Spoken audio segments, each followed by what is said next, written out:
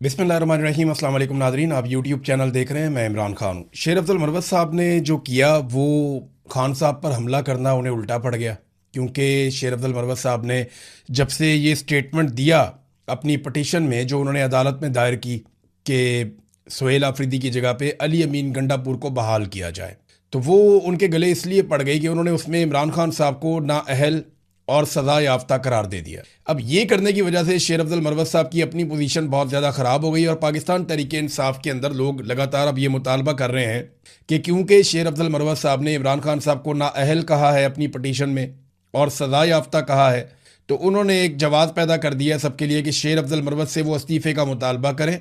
और सब लोग शेर अफजल मरवत से इस्तीफ़े का मुतालबा कर रहे हैं कि आपने इसी शख्स के ज़रिए से वोट हासिल किए, इसी शख्स के नाम पे आपने वोट मांगे और इसी शख्स की वजह से आपको कौमी असम्बली की नशिस्त मिली, वरना आप काउंसलर का इलेक्शन भी नहीं जीत सकते।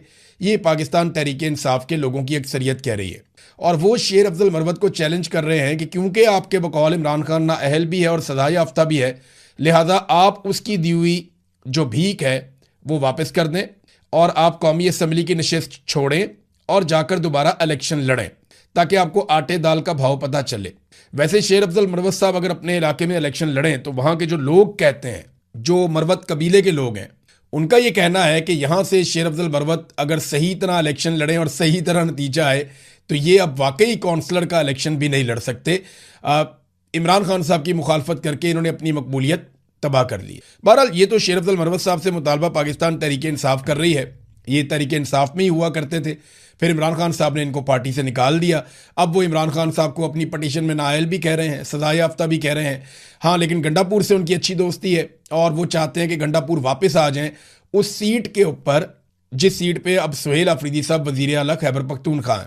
अच्छा, मजे की बात यह है कि अगर गंडापुर को इमरान खान साहब ने इस्तीफे के लिए कहा और सुहेल आफरीदी इमरान खान साहब की चॉइस है, लिहाजा क्योंकि इमरान खान साहब सजा याफ्ता हैं और नाअहल हैं तो उनके कहने पे इस तरह की तब्दीली नहीं हो सकती। ये पटिशन है ना, तो इस तरह तो गंडापुर भी वापस नहीं आ सकता। उसकी वजह समझिए आप, इमरान खान साहब को सजा हुई थी और वो नाअहल हुए थे 2024 के इंतखाबात से पहले।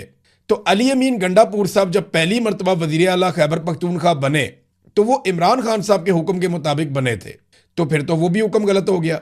फिर अगर सुहेल आफरीदी आज की तारीख में इमरान खान साहब के हुक्म पर वजीर आला बने, ये काम गलत हुआ है, गैर आईनी या गैर कानूनी हुआ है, तो फिर जब अली अमीन गंडापुर 2024 में फरवरी में इमरान खान साहब की जानिब से नामजद किए गए वजीर आला के तौर पे, तो फिर वो नामजदगी भी बिल्कुल इसी तरह थी और उसी शख्स ने की। उस वक्त भी वो सजा याफ्ता थे और उस वक्त भी वो नाअहल थे।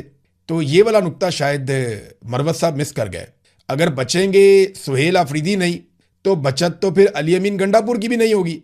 और अली अमीन गंडापुर ने अपनी पहली तकरीर में और कई मरतबा ये कहा था कि इमरान खान ने मुझ पर भरोसा किया, इमरान खान ने मेरा नाम दिया, इमरान खान ने मुझे वजीर आला खैबर पख्तूनख्वा बनाया। ये वो अपने मुंह से एक मरतबा नहीं दर्जनों मरतबा कह चुके। तो अगर सुहेल आफरीदी नहीं बचेंगे तो फिर अली अमीन गंडापुर साहब भी नहीं बचेंगे। तो मरवत साहब का जो गेम है वो उल्टा पड़ गया, उल्टा उनके ऊपर तनकीद हो रही है। जो लोग थोड़े बहुत शेर अफजल मरवत के लिए कोई गुंजाइश रखते थे वो लोग भी अब शेर अफजल मरवत के खिलाफ हो गए हैं। बुशरा बीबी से जुम्मे के रोज़ मुलाकात करवा दी गई, क्योंकि मुलाकात तो आपको पता है मंगल को होती है, लेकिन कुछ चीज़ें तय हो रही थी और मैंने आपको बताया था पाकिस्तान तहरीक इंसाफ के साथ बातचीत की जा रही है कि बुशरा बीबी से मुलाकात करवा देंगे, लेकिन बातचीत बाहर नहीं आनी चाहिए। और ये बात जो है मोहसिन नकवी साहब कर रहे थे और पाकिस्तान तहरीक इंसाफ के लोगों से जो लीडरशिप है उनसे बातचीत हो रही थी। तो फाइनल ये हुआ कि बातचीत कोई बाहर नहीं आएगी। इमरान खान साहब किस हालत में है, उनकी हालत क्या है, वो क्या कहते हैं और उनका मूड क्या है, उनका कोई स्टेटमेंट ये बाहर नहीं आना चाहिए। कोई पॉलिटिकल बातचीत नहीं होनी चाहिए। तो बुशरा बीबी से उनकी फैमिली की मुलाकात करवा दी जाएगी। जब यकीन दहानियाँ करवा दी गई तो बुशरा बीबी से उनकी फैमिली की जुमे वाले दिन मुलाकात करवाई गई और इस मुलाकात से कोई खबर अभी तक बाहर नहीं आई। पहले बुशरा बीबी की बहन मरियम रियाज वट्टू वो लिख दिया करती थी अपने ट्विटर अकाउंट पे, उस पर भी एतराज़ किया गया। तो अब किसी किस्म की खबर नहीं आई। कोशिश करेंगे पता करने की कि बुशरा बीबी ने जेल में क्या कहा, हालत उनकी कैसी है, इमरान खान साहब की कैसी है। लेकिन मैंने आपको ये बताया कि फिजिकली इमरान खान साहब फिट है, उनकी आंख का मसला बहुत सीरियस है और कैद तन्हाई में उनको शदीद तकलीफ दी जा रही है। ये वो हकायक हैं जो इस वक्त मुझे फर्स्ट हैंड इंफॉर्मेशन है, जो मुझे पता है, थोड़े दिन पहले मैंने आपको बताए थे। नादरीन, एस्टेब्लिशमेंट ज़्यादा सूबे बनाना चाहती है पाकिस्तान में, और ये बात बार बार एस्टेब्लिशमेंट से जुड़े हुए लोग करते भी हैं। एस्टेब्लिशमेंट इस बात को फ्लोट भी करती है मार्केट में कि जितने ज़्यादा सूबे होंगे, सूबे ज़्यादा होने चाहिए, सूबों के पास इख्तियारात कम होने चाहिए, छोटे छोटे यूनिट्स बनने चाहिए, लेकिन इख्तियारात उनके पास बहुत महदूद होने चाहिए। सारे इख्तियारात वफाक के पास होने चाहिए, और वफाक पे पाकिस्तान की मिलिट्री एस्टेब्लिशमेंट यानी आर्मी चीफ और चंद जर्नैलों का मुकम्मल कंट्रोल होना चाहिए। यह है वो निज़ाम जो पाकिस्तान की एस्टेब्लिशमेंट बनाना चाहती है। लेकिन पीपल्स पार्टी और पीएमएलएन को बड़ी तकलीफ होती है जब भी सिंध और पंजाब की तकसीम की बात आती है। वजह यह है कि वो बड़े सूबे में बड़े वसाइल, बड़े बजट, बड़ा कंट्रोल, और फिर वो काबू कर लेते हैं पूरे सूबे को। कई इलाकों में धांधली हो सकती है, कई इलाकों में नहीं हो सकती, तो ज़बरदस्त तरीके से जो है वो यहाँ पे कंट्रोल कर लेते हैं। यानी कराची की इकॉनमी बहुत बड़ी है, हैदराबाद की इकॉनमी बहुत बड़ी है, और यहां से कभी भी पीपल्स पार्टी इलेक्शन नहीं जीत सकती। पीपल्स पार्टी इंटीरियर सिंध से जीतती है और फिर कराची पे और हैदराबाद पे भी राज करती है और उसके पैसे पे भी राज करती है। तो अब बिलावल ने बोलना शुरू कर दिया, मरसूं मरसूं सिंध ना डेसूं, यानी वो शुरू हो जाते हैं। एस्टेब्लिशमेंट के बाकी सारे जूते पॉलिश करते हैं, लेकिन ये इंतजामी बुनियादों पर सूबों की तकसीम के खिलाफ है। देखिए, मैं इस हक में हूं कि सूबे तकसीम होने चाहिए, पाकिस्तान में ज़्यादा इंतजामी यूनिट्स होने चाहिए, लेकिन वो लिसानी बुनियादों पे नहीं होने चाहिए, सियासी बुनियादों पे नहीं होने चाहिए, वो होने चाहिए इंतजामी बुनियादों पर। फासले कम होने चाहिए, सहूलियात ज़्यादा होनी चाहिए, लोगों का टैक्स लोगों के ऊपर खर्च होना चाहिए, आबादी के एतबार से सबको हिस्सा मिलना चाहिए, तमाम सूबों में रहने वाले लोगों को यकसां तालीम के, सेहत के और आगे बढ़ने के मौके मिलने चाहिए। लेकिन पाकिस्तान की एस्टेब्लिशमेंट का फार्मूला कुछ और है, और पाकिस्तान की जो पॉलिटिकल एलीट है उसका फार्मूला कुछ और है। ये अपने अपने मफाद के बारे में सोचते हैं, पाकिस्तान के मफाद के बारे में नहीं सोचते, फिर आपस में लड़ते भी हैं इन चीज़ों पे। नाज़रीन, इस वक्त फील्ड मार्शल ने अपनी कोशिशें काफ़ी तेज़ कर दी हैं। वो पूरी कोशिश कर रहे हैं किसी तरह ईरान को मना लें उन शराइत पे जो अमेरिका ने भेजी हैं। ईरान ने जो वापस तजावीज़ भेजी हैं, अमेरिका को वो काबिल कबूल नहीं है। डोनाल्ड ट्रंप ने जुम्मे वाले दिन दोबारा अपनी कौमी सलामती कमेटी के अहम तरीन मुशीरों से मुलाकात की, और उसमें जो सबसे अहम बात है वो यही है कि लड़ाई अगर दोबारा करनी है तो कैसे करनी है, और कब शुरू करनी है, और कितनी ज़्यादा उसको लड़ाई को बढ़ाना है इस मरतबा। देखिए ना, खलीजी ममालिक के अपने तहफ़्फ़ुज़ात हैं।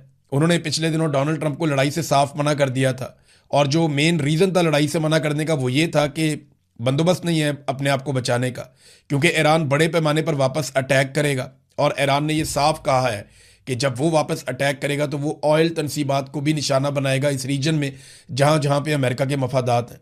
तो अरब ममालिक का तो बहुत नुकसान हो जाएगा, अरबों डॉलर्स का, जो वो नहीं चाहते। तो एक तो खलीजी ममालिक के तहफ़्फ़ुज़ात हैं, यूरोपीय यूनियन के तहफ़्फ़ुज़ात हैं, अमेरिका मार्केट में अकेला है जो इस लड़ाई को लड़ना चाहता है इसराइल के साथ मिलकर, और खित्ते में कोई और सपोर्ट मिल भी नहीं रही।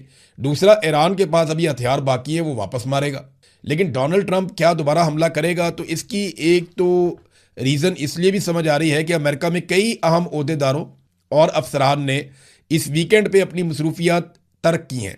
CBS न्यूज़ के मुताबिक अमरीकी फ़ौज और इंटेलिजेंस के लोग भी इसके अंदर शामिल हैं, जिन लोगों ने अपनी वीकेंड की मसरूफियात तर्क की हैं, और वो उस मनसूबाबंदी का हिस्सा बने हैं जिसमें मुस्तकबिल करीब में हमले का एक नया राउंड हो सकता है ईरान के ऊपर। अल जज़ीरा ने ईरान के हवाले से खबर दी है। अल जज़ीरा ने बताया कि यूरेनियम अगर ईरान से मांगी गई और अमेरिका ने यही शर्त रख दी फाइनली कि यूरेनियम मिलेगी तो बात आगे बढ़ेगी, तो फिर कोई भी मुआहदा नहीं हो सकेगा, ये ईरान ने कहा।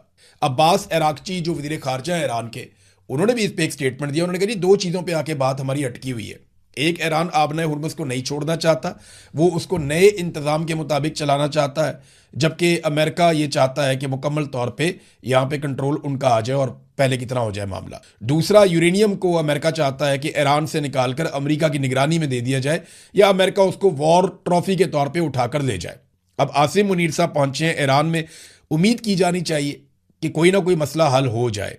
देखें, ये मसला कोई भी हल करवा दे, ये मसला हल होना चाहिए, इसका क्रेडिट कोई भी ले जाए, ये मसला हल होना चाहिए, क्योंकि पूरी दुनिया इससे मुतासर हो रही है। बहुत सारे लोग जो हैं उनकी नौकरियां खतरे में हैं, बहुत सारे लोगों का कारोबार खतरे में है, दुनिया के कई ममालिक की इकॉनमीज जो है वो खतरे में है, एयरलाइंस तक खतरे में पड़ गई हैं।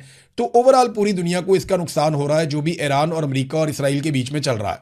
अगर ये लड़ाई यहीं पे ख़त्म हो जाती है इस नोट पे, और दोनों को कुछ ना कुछ मिल जाता है, तो दुनिया का फ़ायदा होगा। लेकिन ईरान अमेरिका को उतनी बड़ी फेस सेविंग देने को तैयार नहीं है जितनी बड़ी डोनाल्ड ट्रंप मांग रहा है। तो क्या आसिम मुनीर साहब ऐसा कुछ लेकर दे सकेंगे?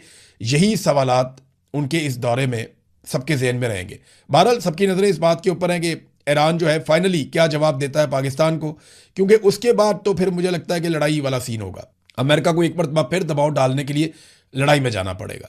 अमेरिका लड़ाई में कितना आगे जा सकता है? जब डोनाल्ड ट्रंप बात करता है पूरी सिविलाइजेशन को कत्ल करने की, तो वो तो एक एटमी हमले टाइप की चीज़ लगती है और दुनिया डर जाती है। फौरी तौर पे दुनिया में पेट्रोलियम मसनूआत की कीमतें ऊपर चली जाती हैं। हर तरफ एक खौफ व राज फैल जाता है कि डोनाल्ड ट्रंप ने बड़ी खौफनाक बात कर दी है। तो नाजरीन, अब आसिम मुनीर साहब पहुंचे हैं ईरान में, देखते हैं कि वहां से क्या निकलता है। लेकिन डोनाल्ड ट्रंप ने 2 स्टेटमेंट दिए, वो बड़े इंटरेस्टिंग है। एक स्टेटमेंट तो डोनाल्ड ट्रंप ने दिया कि मुझे किसी ऐसे शख्स के साथ लंच करने से नफरत है जो बहुत ही ज़्यादा कामयाब हो। तो पाकिस्तान में तो एक ही शख्स के साथ लंच किया था उन्होंने, जो फील्ड मार्शल आसिम मुनीर हैं। डोनाल्ड ट्रंप उनकी तारीफें तो बहुत करता है, लेकिन साथ ही डोनाल्ड ट्रंप ये कह रहा है, अच्छा वैसे उसने ये भी कहा था कि मैं नालायक लोगों के साथ रहना पसंद करता हूँ और उनके साथ रहना मुझे अच्छा लगता है, क्योंकि वहां मैं अपने आप को लाइक महसूस करता हूं। डोनाल्ड ट्रंप ने खुद कहा था कि मुझे ऐसे लोगों में रहना पसंद है जो ज़्यादा कामयाब ना हो अपनी ज़िंदगी में। और अभी उन्होंने फिर कहा कि मुझे ऐसे शख्स के साथ लंच करने से नफरत है जो बहुत ही ज़्यादा कामयाब हो। पाकिस्तान में से लंच खाली आसिम मुनीर साहब ने किया है डोनाल्ड ट्रंप के साथ। ये डोनाल्ड ट्रंप का ये कि जो मेरी तारीफें करता रहे, मेरी खुशामद करता रहे, मेरी गेम उठा के रखे, मेरे जूते पॉलिश करता रहे, वो बंदा मुझे पसंद है, मैं उसको टाइम देता हूँ। ये डोनाल्ड ट्रंप का कहना है। और इस किस्म की खुद पसंदी का शिकार लीडर्स नॉर्मली बड़ा धोखा खाते हैं और अवाम इनको पसंद नहीं करती। अभी आप अमेरिकन को जब भी इलेक्शन में मौका मिलेगा, अमेरिकन किस तरीके से वोटिंग करेंगे वो आप देख लेंगे। डोनाल्ड ट्रंप ना इसको अपने एक हथियार के तौर पे इस्तेमाल करता है, इस बात को कि जो उसके दिल में आता है वो कह देता है। यानी डोनाल्ड ट्रंप ने एक रवायत को तोड़ा है अमेरिका में कि जो बात लोग अपने मुंह से नहीं कहना चाहते, डोनाल्ड ट्रंप वो अपने मुंह से कह देता है। जिस बात को कहने में लोग शर्म करते हैं या ये सोचते हैं कि मैं ये अपने मुंह से कैसे कहूं, यानी डोनाल्ड ट्रंप कह देता है अपने मुंह से कि मैं बहुत ज़हीन आदमी हूँ, मैं बहुत कामयाब आदमी हूँ, मैंने जनाब दुनिया का नक्शा जो है उसको तब्दील कर सकता हूँ। मैं जनाब दुनिया के अंदर अमन का एक प्याम्बर हूँ, मैं दुनिया के अंदर अमन लेकर आ रहा हूँ, मुझे ही सारे अवार्ड मिलने चाहिए, पूरी दुनिया को मेरा शुक्रिया अदा करना चाहिए, अमेरिका को कभी भी मेरे जैसा सदर नहीं मिल सकता, मैं जनाब इसराइल में इलेक्शन लड़ूँ तो वहाँ पे भी जीत सकता हूँ। जब ये बातें डोनाल्ड ट्रंप करता है तो ये अपनी तारीफें हैं और डोनाल्ड ट्रंप एक्चुअली इससे ये साबित करना चाहता है कि भाई मैं बहुत सच्चा और सीधा खरा आदमी हूँ, जो मेरे दिल में होता है मैं कह देता हूँ। अमेरिकन बाज़ औक़ात ऐसी बातें पसंद भी करते हैं, तो एक क्लास है अमेरिकन की जो इस वजह से डोनाल्ड ट्रंप को वोट छूट देती है। लेकिन बहुत बड़ी तादाद में जो समझदार लोग हैं वो डोनाल्ड ट्रंप से, और ये बहुत सारे जो है वो रिपब्लिकन्स के वोटर हैं, जो डोनाल्ड ट्रंप की अपनी पार्टी है उसके वोटर्स भी नाराज़ होते हैं। तो डोनाल्ड ट्रंप की मकबूलियत लगातार कम हो रही है और ये नुकसान आपको आने वाले दिनों में जो मिड टर्म इलेक्शन है उनमें अभी तक की जो इन्फॉर्मेशन आ रही है या अभी तक के जो सर्वेज आ रहे हैं उनके मुताबिक आपको ये नुकसान दिखाई भी दे जाएगा। नाजरीन, जो समूद फ्लोटेला के जो कारकुनान थे या फ्रीडम फ्लोटेला के जो अरकान थे, इंसानी हकूक़ के अलमबरदार, ये लोग इसराइल के कब्ज़े में गए, सैकड़ों लोग थे। इसराइल ने इन पे बदतरीन टॉर्चर किया। इस हवाले से जो खबर है वो मैंने पढ़ी तो वो दिल दहला देने वाली है। पहले तो उसकी वीडियोज़ आई, वो बड़ी खौफनाक थी, बड़े तकलीफ दे मनाजिर थे जो हमने देखे इस खबर के हवाले से। और अब जो खबर आई उसमें यह है कि इस्तांबुल जब ये लोग पहुंचे तो इनमें से बेशतर इंतहाई ख़राब हालत में पहुंचे हैं। इनमें कईयों की जो है वो पसलियाँ टूटी हुई हैं, कईयों के जिस्मों पर नील पड़े हुए हैं, कई अफराद सही तरह चलने फिरने के काबिल नहीं हैं, उन्हें व्हील चेयर के ऊपर लाया गया। हालांकि चंद दिन ये इसराइल के पास रहे लेकिन उन्होंने बहुत टॉर्चर किया। कई अफराद को इलाज के लिए अस्पताल में पहुंचाया गया है। और यानी इसराइली फिल्म साज हैं, उन्होंने बताया कि कई अफराद की पसलियाँ टूटी हैं जिनमें ख़वातीन के साथ जिनसी बदसलूकी भी की गई और अरकान को नामालूम अद्वियात के इंजेक्शंस भी लगाए गए। एक इटली के सहाफ़ी हैं, उन्होंने बताया कि इसराइली हिरासती मरकज़ जो है वो खौफ और दहशत की जगह है और हिरासत में लेते ही उन्हें तशद्दुद का निशाना बनाया गया और बहुत कम खुराक और पानी दिया गया। 15 अरकान के साथ ज़्यादती समेत जिनसी बदसलूकी के वाक़यात पेश आए। मुतअद्दिद अफराद को रबड़ की गोलियों से भी निशाना बनाया गया, जबकि कई अरकान की हड्डियाँ टूटी हुई हैं। ये नाजरीन किया गया इसराइल की जानिब से। तो बड़ा रोला पड़ा हुआ है पूरे यूरोप में। जब ये लोग अपने अपने मुल्क में पहुंचेंगे तो अपने मुल्क की क़यादत को, सियासतदानों को जब ये बताएंगे और आलमी इदारों तक अप्रोच करेंगे तो इसराइल के लिए मुश्किलात बढ़ेंगी, ख़ास तौर पे इस वजह से कि उन्होंने एक वीडियो भी जारी कर दी है जिसमें बाकायदा तशद्दुद किया जा रहा है उन इंसानी हकूक़ के कारकुनान पे जो वहाँ मदद करने के लिए गए थे। नाजरीन, अब तक हमारे पास इतनी खबरें हैं और अब तक के लिए इतना ही। अपना ख्याल रखिएगा, अपने इस चैनल का भी। अल्लाह हाफ़िज़। बिस्मिल्लाहिर्रहमानिर्रहीम। अस्सलाम वालेकुम नादरीन, आप यूट्यूब चैनल देख रहे हैं। मैं इमरान खान हूँ। सबसे पहले तो ये कि अपोजिशन ने महमूद खान अचकज़ई और अल्लामा राजा नासिर अब्बास साहब को मुज़ाकरात का मुकम्मल इख्तियार दे दिया। ये तो इमरान खान साहब ने दिया था आज से 6-7 माह पहले, जब उन्होंने कहा था कि महमूद खान अचकज़ई को अपोजिशन लीडर बनाया जाए और अल्लामा राजा नासिर अब्बास साहब को सेनेट में अपोजिशन लीडर बनाया जाए। तो ये दोनों लोग तो बन गए और इमरान खान साहब ने उस वक्त उन्हें इख्तियार दिया था कि ये मुज़ाकरात कर सकते हैं। और अब दोबारा से उसकी तौसीक़ की गई है अपोजिशन जमातों की जानिब से और पार्लिमानी पार्टी का इजलास हुआ। अपोजिशन लीडर कौमी असम्बली महमूद खान अचकज़ई की ज़ेर सदारत, और ये फैसला किया गया कि इनके पास मुज़ाकरात का इख्तियार है। देखिए, मुज़ाकरात जब तक पाकिस्तान तहरीक इंसाफ या अपोजिशन अपनी ताकत शो नहीं करेगी तब तक हुकूमत उनके साथ मुज़ाकरात नहीं करेगी। इसको ज़रा इक्वेशन को आप समझें। एक तरफ अवामी ताकत है अपोजिशन के साथ, एक तरफ फौज की ताकत है हुकूमत के साथ, और ये जो हुकूमत बनी हुई है ये मिलिट्री एस्टेब्लिशमेंट ने, जर्नैलों ने मिलकर बनाई हुई है। और वो बंदूक की ताकत एक तरफ है, अवाम की ताकत एक तरफ है। हुकूमत बंदूक की ताकत को लगातार इस्तेमाल कर रही है, जबकि अपोजिशन अवाम की ताकत को इस्तेमाल करने से गुरेज कर रही है। वो किसी तहरीक में नहीं जा रहे। तो जब तक अपोजिशन अपनी ताकत शो नहीं करेगी तब तक हुकूमत मुज़ाकरात की टेबल पर बैठेगी नहीं। ये यूनिवर्सल है, ये पूरी दुनिया में ऐसे ही होता है। अमेरिका मुज़ाकरात करना चाहता है ईरान के साथ, क्यों करना चाहता है? क्योंकि ईरान ने अपनी ताकत शो की। अगर ईरान अमेरिका को वापस जवाब ना देता या लड़ाई ना करता या मुंह तोड़ जवाब ना देता, इसराइल के ऊपर अटैक ना करता, अमेरिकन अड्डों के ऊपर अटैक ना करता, तो अमेरिका और इसराइल कभी भी मुज़ाकरात ना करते ईरान के साथ, बल्कि वो उसको और मारते और मजीद तबाही फैलाते। तो जब तक आप खड़े नहीं होते ना तब तक दूसरा आपको तस्लीम नहीं करता। अपोजिशन को यह बात समझनी पड़ेगी कि कभी भी टेबल के ऊपर बैठकर उन्हें वो नहीं मिलेगा जो वो मैदान में हासिल करने के काबिल नहीं है। हाँ, ये ज़रूर है कि उन्हें बहुत वोट पड़े हैं, लेकिन पाकिस्तान की एस्टेब्लिशमेंट ने, आसिम मुनीर साहब ने वोटों को तवज्जो ही नहीं दी। उन्होंने जाली फॉर्म 47 जारी किए और ऐसे लोगों को हुक्मरान बना दिया जिनको अवाम ने मुस्तरद किया था। अब ये जो लोग हैं ये चुनतखब हैं, इनको चुना है आसिम मुनीर साहब ने, ये मुंतखब नहीं है क्योंकि पाकिस्तान के अवाम ने किसी और को मुंतखब किया था। बहरहाल तहरीक इंसाफ शायद ये बात अभी तक समझ नहीं पाई कि जब तक वो मुज़ामत नहीं करेंगे तब तक मफामत आगे नहीं बढ़ सकती। ये बात PMLN ने एक दौर में कही थी जब उनका बुरा वक्त था कि मुज़ामत होगी तो मफामत होगी। तो जब तक मुज़ामत नहीं करेगी पाकिस्तान तहरीक इंसाफ तब तक मफामत का कोई रास्ता नहीं खुलेगा। आप यहां से अंदाजा करें ना कि एक एक करके सबको उठाकर ले जाते हैं। लाहौर में एक छापा पड़ा, ये बहुत पुराने आदमी है, आजकल पाकिस्तान तहरीक इंसाफ के साथ हैं और ये हमेशा से आज़ाद कश्मीर में MNA बन जाते हैं। जो उनकी मखसूस नशस्तें हैं जो बाहर से जिसमें इलेक्शन होता है, मुहाजिरों वाली सीटें, वहाँ पे वो MNA बन जाते हैं। गुलाम महिउद्दीन दीवान साहब, पुलिस वहाँ पे जाती है क्योंकि अब ये तहरीक इंसाफ के साथ हैं। पुलिस जाती है, उनके दरवाजे पे खड़ी हो जाती है, वहाँ पे दरवाजे खटखटाती है, ऊपर से फलांगते हैं। सारी वीडियो देखी मैंने। छलांगे मार के पुलिस वाले घर के अंदर दाखिल हो जाते हैं, दरवाज़ा तोड़ देते हैं, खोल देते हैं, अंदर घुस जाते हैं और गुलाम महिउद्दीन दीवान साहब को पकड़ के ले जाते हैं। ये इलेक्शन होने जा रहा है आज़ाद कश्मीर में और ये इलेक्शन की रिहर्सल है।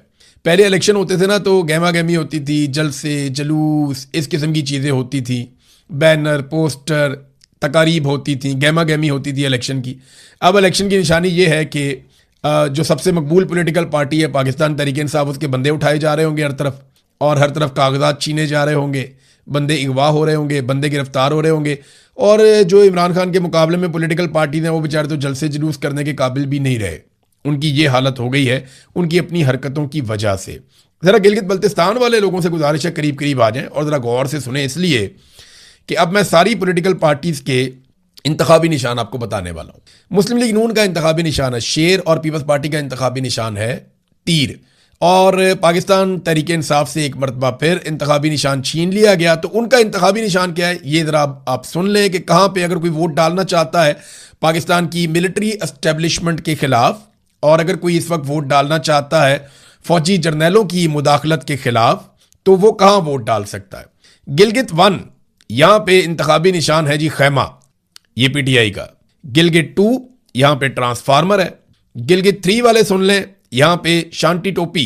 और नगर 1 वाले मीनार के निशान पे, नगर 2 वाले खैमा के निशान पे, और हुंजा की जो सीट है वहां पे निशान है क्रिकेट की विकेट, और स्कर्दू की जो सीट है वहां निशान है क्रिकेट की विकेट, और स्कर्दू 2 जो सीट है वहां पे निशान है खैमा। स्कर्दू 1 में क्रिकेट विकेट है, स्कर्दू 2 में खैमा है, स्कर्दू 3 में खैमा है, स्कर्दू 4 में क्रिकेट की विकेट है।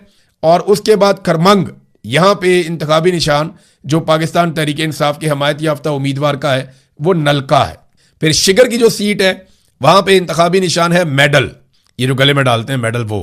फिर अस्तोर की जो सीट है उसका इंतखाबी निशान है शांति टोपी।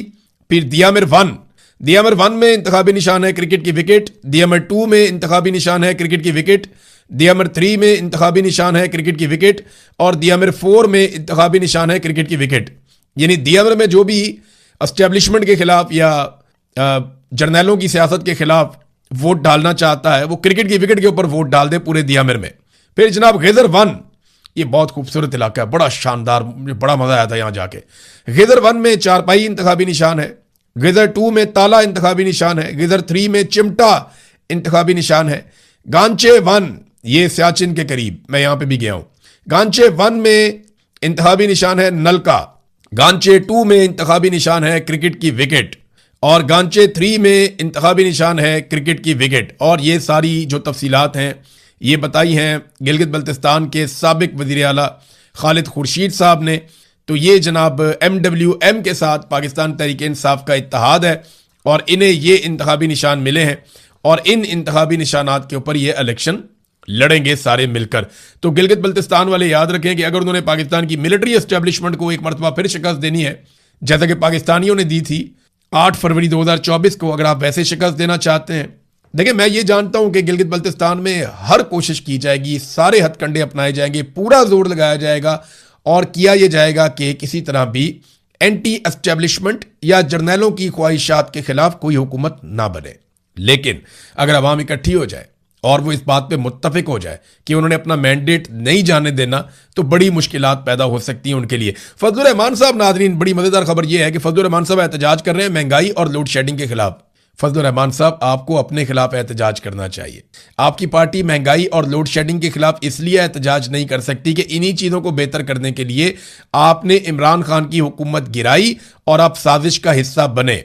और अब आप अपने मुंह से बता चुके हैं कि आपने पाकिस्तानी फौज के जर्नैलों के कहने के ऊपर उनके साथ बैठकर यह तय किया कि इमरान खान की हुकूमत को कैसे गिराया जाएगा। और जर्नैलों ने आपको जो हुक्म दिया ये आप खुद बता चुके हैं कि जनरल बाजवा ने और उस वक्त के DG ISI ने, जनरल फैज ने, इन लोगों ने आपको हुक्म दिया था कि इमरान खान की हुकूमत गिरा दी जाए और आपने इमरान खान की हुकूमत गिराकर PDM की सरकार बनाई थी। तो फजलुर रहमान साहब, आप एहतजाज नहीं कर सकते बल्कि आपके खिलाफ एहतजाज होना चाहिए। आज पाकिस्तान जिस सूरत हाल का भी शिकार है इसमें सबसे बड़ी रिस्पॉन्सिबिलिटी, जो सबसे बड़ा हाथ है किसी भी सियासतदान का, वो नवाज शरीफ का और आपका और आसिफ अली जरदारी का है। आप तीनों लोग बराबर के मुजरिम हैं और आप तीनों लोगों के ना सिर्फ केसेस खत्म हुए बल्कि आप बड़ी इंजॉय वाली जिंदगी पाकिस्तान में गुजार रहे हैं। आपकी तरफ तो कोई गर्म हवा भी नहीं आती। नाजरीन, सुहेल अफरीदी साहब के हलफ उठाने के बाद से लेकर अब तक मुसलसल खैबर पख्तूनख्वा में ड्रोन हमले हो रहे हैं और इसके ऊपर अभी तक कोई कार्रवाई नहीं हुई। मुख्तलिफ इतलात के मुताबिक अब तक 50 के करीब ड्रोन हमले हो चुके हैं। सुहेल अफरीदी साहब जब आए थे तो उन्होंने बड़े जबरदस्त दावे किए थे कि वो ये करेंगे वो करेंगे। ड्रोन्स के ऊपर इमरान खान साहब ने FIR दर्ज करने का भी कहा था और कहा था कि जीरो टॉलरेंस की पॉलिसी इस पर होनी चाहिए। लेकिन अब आप ये देखें कि सुहेल अफरीदी साहब की तरफ से खामोशी है, ना कोई मुकदमा दर्ज हुआ, ना किसी को जिम्मेदार ठहराया गया।